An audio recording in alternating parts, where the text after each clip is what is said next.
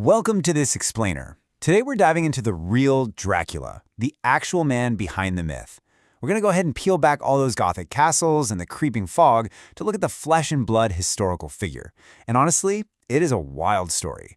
We're talking incredible trauma, absolute ruthless survival, and just unspeakable brutality. Let's get right into it.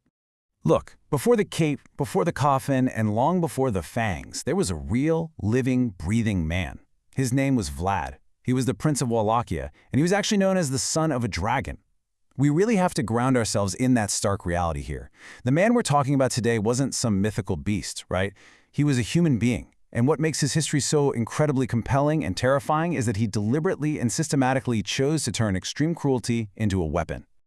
It's kind of crazy when you look at the massive gulf between the fiction and the reality. On one hand, you've got the classic vampire myth, the immortal, seductive blood drinker that's all over pop culture. But on the flip side, you have the actual historical reality of Vlad.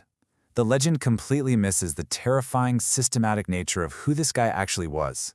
The myth gives us a monster driven by a supernatural thirst, but reality is way darker. We're looking at a mortal man who utilized pure, calculated terror just to survive in a seriously unforgiving medieval world. Just look at that intense gaze and that incredibly austere presence. This is clearly not some suave aristocrat out looking for a midnight snack. This is a guy who was literally forged in the fires of sheer political survival. He ruled over Wallachia, which was this incredibly precarious territory just awkwardly sandwiched right between warring empires. To truly understand him, we have to stop looking for Fangs and start looking at the desperate, brutal environment that shaped him. So how exactly does a ruler become a monster? Well, let's rewind a bit to the year 1442. When he was just 11 years old, Vlad's father made a political deal with the Ottoman Sultan. The price of peace? Vlad and his 7-year-old brother Radu were handed over as hostages. For years, Vlad was kept in a position of complete vulnerability. He endured harsh treatment, humiliation, and constant threats, all while watching the vast power of the Ottoman Empire up close. And while his younger brother actually ended up adapting to this life, Vlad absolutely did not. And then comes the day of his release, which is just devastating. He finally returns home, only to discover his father has been assassinated, and his elder brother has been blinded with hot iron stakes and buried alive. The boy who returned was not the boy who had been taken. I mean, how does a child even process that level of profound, devastating loss and betrayal? He was completely stripped of his family, his freedom, and his safety. This unimaginable childhood trauma just fundamentally transformed him. The vulnerable hostage was completely burned away, and in his place emerged this hardened, ruthless survivor. Understanding that tragic transformation is absolutely key to making sense of the brutal leader he was about to become.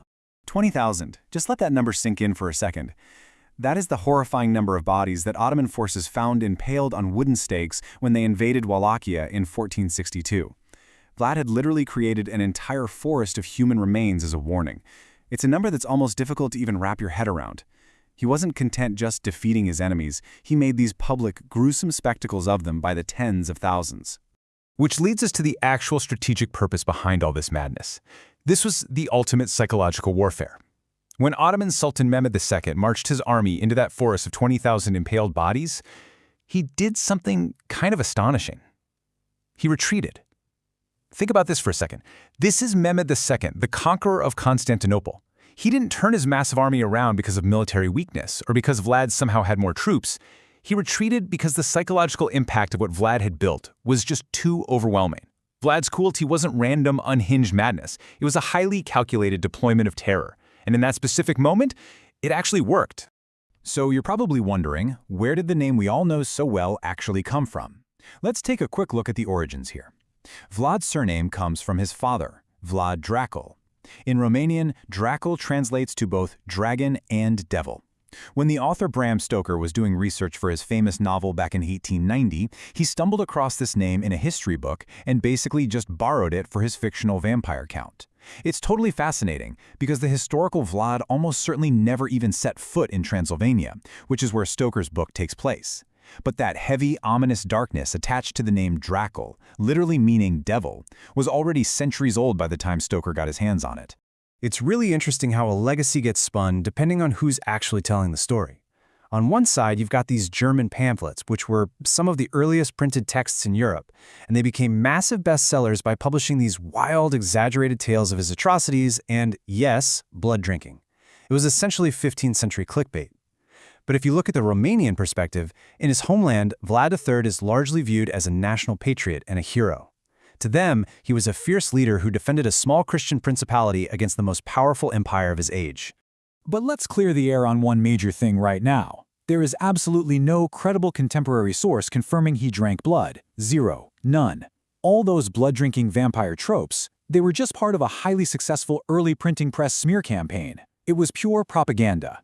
The real Vlad was a guy who just firmly believed that absolute, paralyzing fear was his only real currency. He didn't need supernatural powers or to drink people's blood to be terrifying. His real-world actions were more than horrifying enough on their own.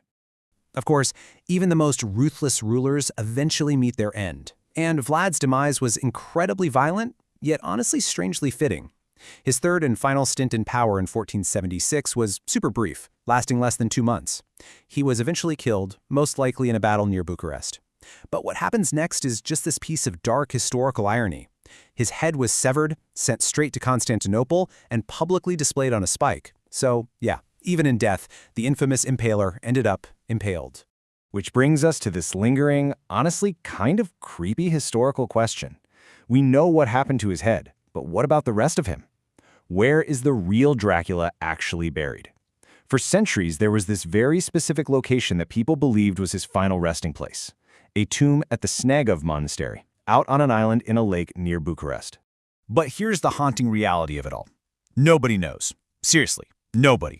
When historians and archaeologists finally went in and opened up that tomb at Snagov Monastery back in 1931, fully anticipating they'd uncover the remains of Vlad the Impaler, the tomb was completely empty.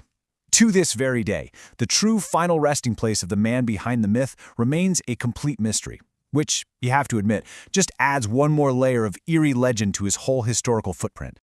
So when we strip away the fangs, the cape, the whole shebang, we are left with a pretty stark contrast.